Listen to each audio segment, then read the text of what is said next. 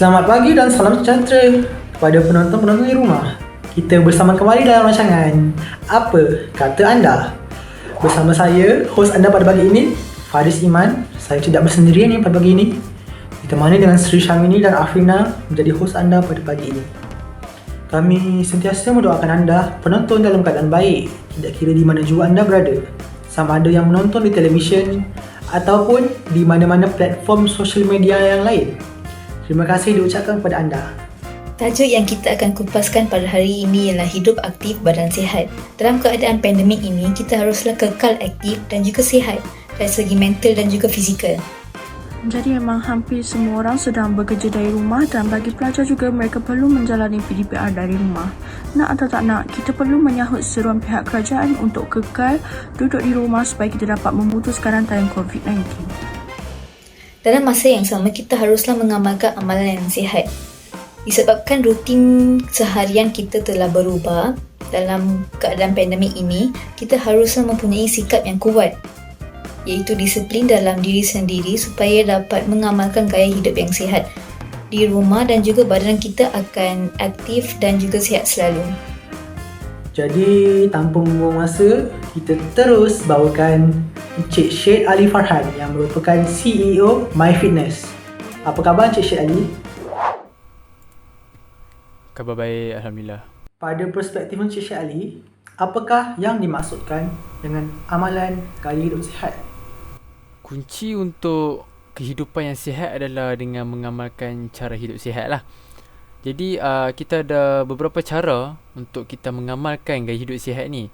Di antaranya adalah untuk makan secara sihat, tidak merokok, lakukan aktiviti fizikal dan juga untuk belajar untuk menangani stres lah. Beberapa cara pengamalan gaya hidup sihat sudah ditunjukkan. Jadi, kenapa kita perlu mengamalkan gaya hidup sihat? Okay, jadi faedah cara hidup sihat ni adalah untuk, first sekali dia untuk meningkatkan jangka hayat dan status kesihatan kita lah. Seterusnya dia juga dapat mengurangkan risiko untuk mendapatkan pelbagai penyakit seperti diabetes, serangan jantung, strok ataupun angin ama, tekanan darah tinggi dan juga kanser. Membuat anda kelihatan dan berasa lebih baik. Selain daripada tu, dia juga membolehkan anda memiliki stamina dan keupayaan lebih untuk menikmati kehidupan. Dia juga boleh menjadikan anda lebih produktif semasa di rumah atau di tempat kerja. Senang kata, secara keseluruhan penampilan diri anda lebih menarik lah dan anda akan rasa lebih selesa jika mengamalkan cara hidup sihat ni. Tadi ada disebutkan tentang amalan cara hidup sihat. Boleh terangkan serba sedikit dengan apa yang dimaksudkan? Okey, yang first sekali macam saya katakan tadi, makan secara sihat. Makan secara sihat ni macam mana? Makan secara sihat ni kita menikmati pelbagai jenis makanan. Kita kena makan mengikut waktu yang teratur. Saya sarankan 3 waktu makan utama lah. Contohnya sarapan pagi, makan tengah hari dan juga makan malam. Ni penting lah. So kita kena pilih makanan yang berasaskan piramid makanan dan juga kita kena pilih makanan yang rendah gula, garam dan juga lemak. Lepas tu yang kedua adalah tidak merokok. Merokok ni dia meningkatkan risiko sehingga 10 kali ganda mendapat lebih daripada 40 jenis penyakit serius seperti kanser paru-paru, emfisema, penyakit jantung dan angin ama. Merokok juga boleh menjejaskan hampir semua organ dan tisu di dalam badan kita lah. Asap rokok ni dia mengandungi 4000 bahan kimia ataupun 200 beracun dan 63 boleh menyebabkan kanser lah. So kita kena kekal kita punya kesihatan. Kita kena gunakan kaedah yang betul untuk berhenti daripada merokok ni.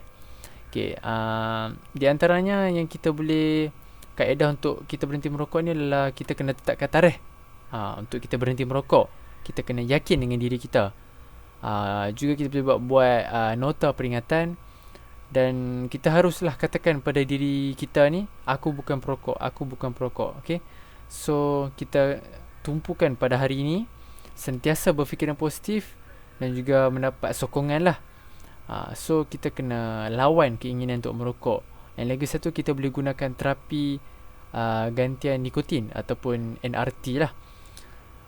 Saya ada beberapa tips ataupun petua lah. Petuanya dia dipanggil 10M untuk berhenti merokok, iaitu nombor 1 adalah melengah-lengah, nombor 2 adalah minum banyak air, ketiga menarik nafas panjang, keempat adalah membuat sesuatu, kelima menjauhkan diri dari tempat orang merokok, keenam adalah untuk mengunyah sesuatu, 7 membasuh tangan, 8 mandi dengan kerap, 9 melakukan senaman regangan, dan yang terakhir iaitu 10 ialah kita kena memohon doa lah. So yang ketiga adalah kita kena buat aktiviti fizikal. Jadi aktiviti fizikal ni merangkumi semua pergerakan badan yang menggunakan tenaga dalam kehidupan seharian, seperti bekerja, berekreasi, bersenam dan bersukan lah. So hidup tidak aktif boleh mengakibatkan kegemukan dan juga meningkatkan risiko mendapat penyakit lah, seperti penyakit jantung, tekanan darah tinggi, diabetes dan juga sakit sendi lah. Lakukan aktiviti fizikal ringan hingga sederhana sekurang-kurangnya 30 minit sehari. Tempoh aktiviti ni boleh dijumlahkan sepanjang hari, sekurang-kurangnya 10 minit setiap kali. Kita kena pilih aktiviti fizikal yang sesuai dengan diri kita. Contoh aktiviti fizikal yang boleh dilakukan setiap hari seperti berjalan kaki, aktiviti regangan, aktiviti berkebun yang ringan, berjalan laju dan juga turun naik tangga. Ni semua orang boleh buat lah kat rumah. Bersenam untuk kesihatan jantung, kita boleh gunakan teori FITT sebagai panduan, iaitu FIT lah. So F yang pertama bermaksud frekuensi ataupun kekerapan. Benda ni kita boleh buat 3 hingga 5 kali seminggu. I iaitu intensity ataupun effort. Buat sehingga anda berpeluh dan dapat menarik nafas panjang dengan selesa. Anda masih boleh bercakap tetapi tidak boleh menyanyi lah semasa menjalankan aktiviti. T, time, sekurang-kurangnya 20 minit setiap kali. T yang terakhir adalah type ataupun jenis, seperti aerobik, bersukan, contohnya bola sepak dan sebagainya lah. Yang terakhir adalah menangani stres. Stres ni bahaya. Kemarahan adalah satu masalah utama emosi akibat stres. Stres dialami oleh semua orang, sama ada di rumah, sekolah ataupun tempat kerja. Stres apabila keterlaluan, berpanjangan dan tidak ada kemampuan daya tindak akan membawa kepada kemarahan. Apa yang harus dilakukan apabila anda marah? First kali kita kena menyedari yang kita ni sedang marah. Katakan saya sedang marah, so that kita sedar benda tu. Kemudian bertenang. Kita hingga maksud saya kira sehingga 10. Tarik nafas panjang dan mengucap lah. Kenal pasti kenapa anda marah, tahu faktor dia. Lepas tu cuba dengar penjelasan orang lain. Kalau kita marah terhadap seseorang tu, kita kena dengar penjelasan dia. Anda perlu beredar jika tidak dapat mengawal kemarahan. Lepas tu berbincang dengan orang lain jika tidak mampu mengendalikan kemarahan. Membiasakan diri memaafkan, menerima kenyataan bahawa manusia juga melakukan kesalahan. Cara mengurangkan kemungkinan untuk marah ni adalah kita sentiasa berfikir secara positif. Jangan salahkan orang lain apabila berlaku kesilapan. Belajar menyukai diri sendiri. Belajar untuk bertenang. Adakan hobi ataupun luangkan masa untuk keluarga, kerja dan beriadah. Yang paling penting, ni pun penting juga ni, dapatkan tidur yang cukup. Kemudian dapatkan teman untuk meluahkan masalah. Ni pun dapat membantu juga untuk kita kurangkan kita punya marah lah. Kemudian bersifat tegas. Dan yang terakhir sekali, tetapkan matlamat realistik lah untuk diri anda. Itu saja. Terima kasih kepada Encik Syarif Farhan kerana sudi membuat perkongsian yang sangat baik. Banyak ilmu baru yang ramai orang tak tahu. Sekarang kita akan beralih kepada segmen yang seterusnya, iaitu Apa Kata Penonton. Jadi untuk segmen ini kita ada soalan dari platform social media. Soalan ini ialah dari Encik Kamal dari Kuantan Pahang. Soalannya ialah, bolehkah kita tahu bagaimana amalan hidup sihat ini diamalkan oleh kanak-kanak? Disebabkan kanak-kanak suka bermakan makanan manis dan tidak mempunyai had dalam pemakanan, jadi apakah cara yang digalakkan untuk kanak-kanak supaya dapat mengamalkan amalan ini? Untuk menjawab persoalan dari penonton ini, sekarang bersama saya ialah Encik Afiq Iskandar, iaitu Pegawai Sains Pemakanan. Apa khabar Encik Afiq Iskandar? Khabar baik. Jadi, cara untuk menggalakkan kanak-kanak untuk makan. Ibu atau penjaga harus menyelia kanak-kanak semasa waktu makan, walaupun ketika mereka mempunyai selera yang agak baik.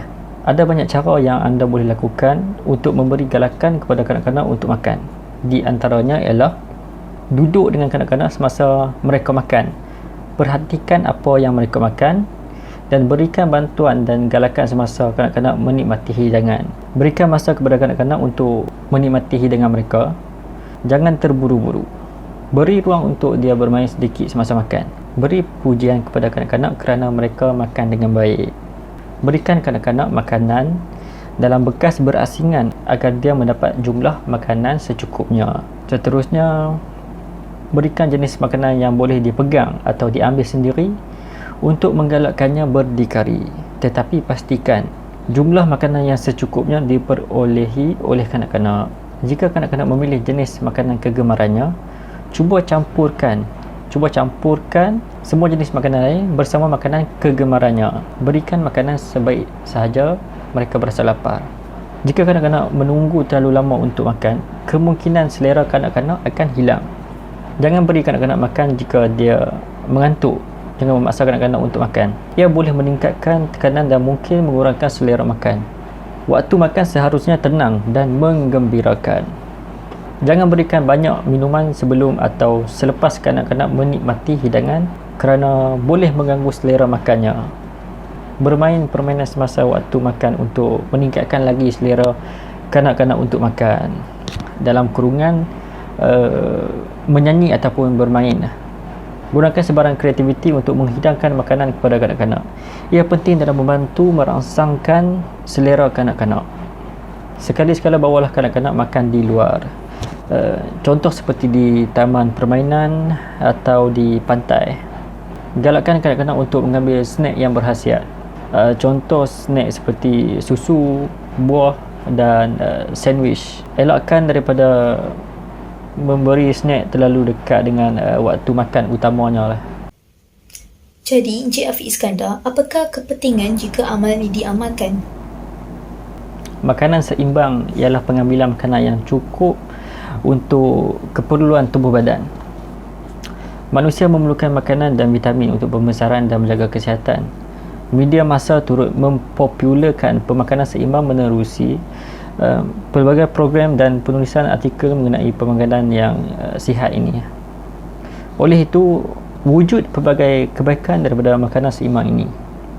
Pertama, pembesaran manusia itu lebih sempurna daripada aspek fizikal. Tubuh badan menerima semua keperluan zat yang diperlukan untuk membina tubuh badan yang kuat daripada keperluan fizikal manusia. Keupayaan fizikal yang ketara ini menjadikan seseorang manusia itu boleh menjalankan tugasnya dengan begitu baik dan sempurna. Jelaslah pemakanan seimbang menjadikan fizikal manusia itu lebih baik berbanding manusia lain yang kurang menjaga aspek pemakanannya. Yang kedua, memberikan vitamin yang cukup kepada badan. Keperluan vitamin yang cukup ini menjadikan tubuh manusia itu lebih tahan untuk menghadapi sebarang jangkitan penyakit atau tidak mudah untuk jatuh sakit. Kesihatan manusia dikatakan perkara yang paling penting dalam kehidupan seseorang itu. Sesungguhnya manusia yang mengamalkan pemakanan seimbang akan mempunyai kesihatan yang baik, kesihatan yang sihat sejahtera sahaja. Yang ketiga, mampu mengawal kadar obesiti. Salah satu aspek utama dalam pemakanan seimbang ialah manusia perlulah mengambil makanan dalam kuantiti yang kecil tetapi cukup khasiat yang diperlukan oleh badan. Pengawalan pemakanan sebegini menjadikan tubuh seseorang itu tidak terlalu gemuk dan memudahkan mereka untuk menjalankan pelbagai aktiviti terutama aktiviti senaman yang mampu menyihatkan tubuh badan. Oleh itu, obesiti mampu diatasi jika seseorang itu mempunyai diet pemakanan seimbang dalam hidupnya. Yang keempat, perkembangan mental seseorang itu tidak terganggu. Kekurangan zat makanan yang tertentu boleh menjadikan mental seseorang itu tidak cukup cerdas atau mudah letih apabila cuba menyelesaikan sesuatu perkara yang dialami dalam kehidupan seseorang itu. Keadaan ini menjadikan seseorang itu gagal berfikir untuk menyelesaikan masalah dengan lebih efektif berbanding dengan individu yang seimbang aspek pemakanannya. Jadi, pemakanan seimbang menjadikan aspek mental manusia lebih stabil dan berdaya tahan. Terima kasih kepada Encik Afiq Iskandar kerana sudi memberi perkongsian terhadap ilmu tersebut. Jadi ramai akan mengambil perhatian terhadap ilmu yang dikongsikan oleh Encik Afiq Iskandar. Sekarang kita akan beralih kepada segmen yang seterusnya, iaitu Apa Kata Pakar. Bersama saya sekarang ialah Coach Pavitra, iaitu jurulatih pemakanan dan diet. Pada masa ini, ramai menghadapi masalah kesihatan yang serius. Jadi, masyarakat akan tertanya soalan-soalan tentang jaminan kesihatan mereka. Oleh itu, apakah risiko yang dapat dielakkan jika kita mengamalkan amalan ini? Okey, pengambilan makanan berkhasiat, bersat dan seimbang sering disarankan untuk memastikan anda sentiasa sihat dan bebas daripada pelbagai penyakit berbahaya. Hal ini demikian dikatakan kerana pengambilan makanan seimbang dalam diet seharian dapat membantu mengurangkan risiko pelbagai penyakit berbahaya termasuklah kanser, serangan jantung dan angin amar, tekanan darah tinggi, lebihan kolesterol, osteoporosis dan juga spina bifida. Sejauh manakah makanan dapat membantu anda menjauhkan diri daripada penyakit berbahaya? Untuk menjawab persoalan ini, jawapan yang pertama adalah kanser ataupun boleh dikenali sebagai bara. Okey. Untuk ni, makan buah-buahan dan sayur-sayuran dapat membantu mengurangkan risiko kanser kolon, perut, paru-paru dan juga esophagus.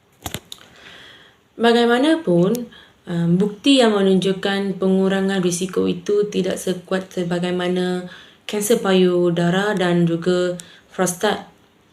Daya tinggi lemak sering dikaitkan dengan peningkatan risiko kanser prostat, kolon, rektum dan juga endometrium. Bagaimanapun, diet tinggi dan lemak sukar dikaitkan dengan kanser payudara. Tetapi ada bukti yang menunjukkan lemak tu pun memainkan peranan penting dalam meningkatkan risiko kanser. Yang seterusnya adalah serangan jantung dan angin amar. Ia juga dikenali sebagai stroke. Okey, untuk ini satu kajian mendapati mereka yang mengikuti garis panduan pemakanan disarankan Jabatan Pertanian Amerika Syarikat mengalami 28% dan 14% pengurangan risiko terhadap serangan jantung dan strok berbanding mereka yang tidak mengikut garis panduan itu. Bukan sahaja itu, yang ketiga adalah lebihan kolesterol.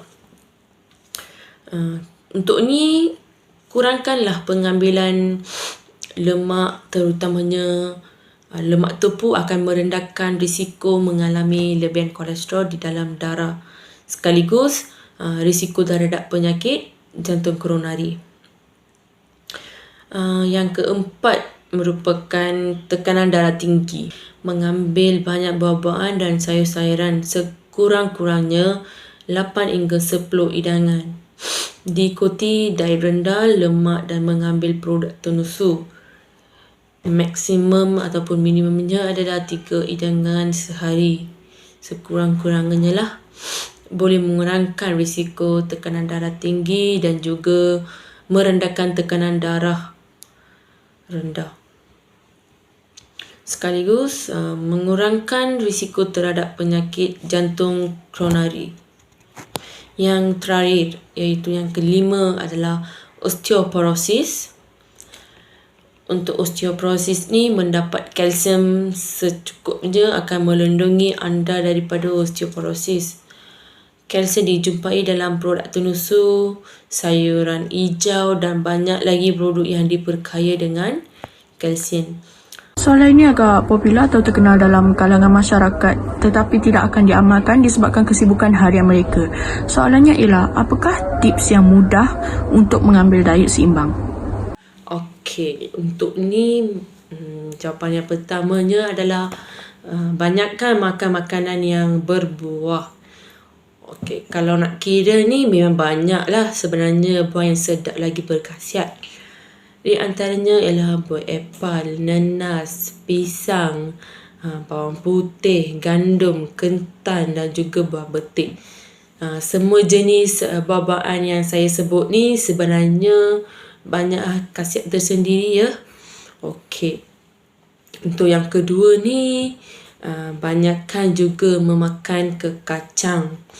Kacang pea, kekacang dan lentil adalah kaya dengan protein, karbohidrat, gentian dan beberapa vitamin, terutamanya vitamin B lah.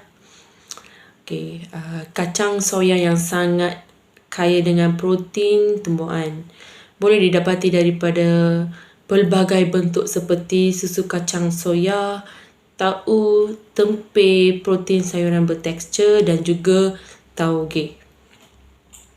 Untuk yang ketiga ni, banyakkan minuman air. Air adalah sangat penting ya untuk fungsi-fungsi tubuh anda termasuk pengadaman, penyerapan dan pengangkutan zat, perkumuan, pengawalan suhu badan dan bertindak sebagai pelincir bahagian tubuh yang bergerak. Okey, tubuh kita ni akan kehilangan lebih kurang 11/2 hingga 21/2 liter air dalam satu hari ya, melalui air kencing, tinja, peluh dan juga wap daripada paru-paru. So untuk ni jangan tunggu ya sehingga sudah berasa dahaga untuk menggantikan cecair yang telah hilang dari tubuh badan kita ni. Minumlah sekurang-kurangnya 6 hingga 8 gelas air setiap hari. Cecair juga boleh didapati daripada minuman lain seperti buah-buahan, sayur-sayuran dan juga makanan lain. Okey, yang seterusnya adalah kurangkan kandungan lemak dalam makanan lah. Okey, sebenarnya lemak tu penting. Tetapi dalam diet harus menyumbangkan sebanyak 20% hingga 30% sahaja dalam jumlah keperluan tenaga harian. Jadi, kita haruslah elakkan pengambilan lemak berlebihan dengan memilih makanan yang rendah lemak dan kolesterol. Yang kedua ni, mengurangkan minyak masak dalam kuantiti yang sedikit sahaja. Janganlah gunakan minyak masak yang lebih. Okey, kurangkan penggunaan santan ataupun minyak kelapa dalam masakan. Yang seterusnya, memilih daging tanpa lemak serta membuangkan kulit jika boleh. Contohnya kulit ayam lah. Ya.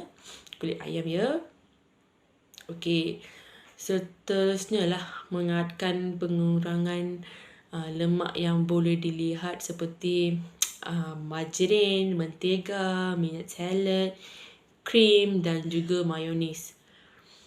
Mengamalkan kaedah masakan alternatif seperti kaedah seperti membakar, menggunakan ketuar gelombang mikro ataupun mengukus daripada menggoreng lah, yang tu lebih baik kan.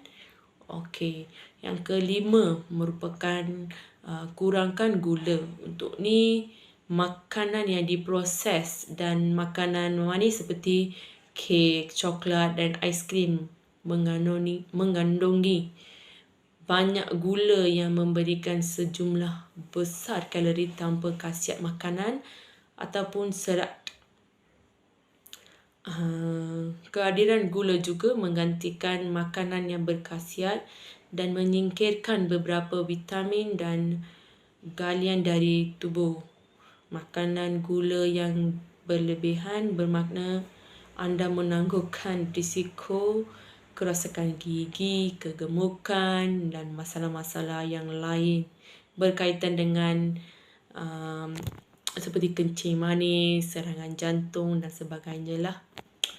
Okey, yang keenam ataupun yang terakhir lah merupakan kurangkan garam. Makanan segera, makanan dalam tin, daging yang diawet dan makanan ringan bergaram seperti kentang goreng mengandungi terlalu banyak garam ya. Memakan terlalu banyak garam boleh menyebabkan tekanan darah tinggi dan akhirnya boleh membawa kepada serangan jantung. So itu je daripada saya. Thank you. Kita perlu mengambil makanan yang seimbang kerana semua kepentingannya sudah dinyatakan tadi. Bukan sahaja individu, tetapi masyarakat dan seterusnya negara akan menerima kesan positif daripada pemakanan yang baik ini. Jika masyarakat masih ingkar dan tidak mahu berubah, sudah pasti jumlah pesakit penyakit kronik di negara ini akan bertambah pula. Ketika itu, mungkin sudah terlewat untuk kita semua mengambil langkah pencegahannya. Tepuk dada, tanya selera. Baiklah, kita sudah berada di hujung rancangan. Dalam pada mengamalkan gaya hidup sihat, tetaplah menjaga penjarakan fizikal untuk melawan COVID-19. Kita, jaga kita. Sekian daripada kami. Terima kasih.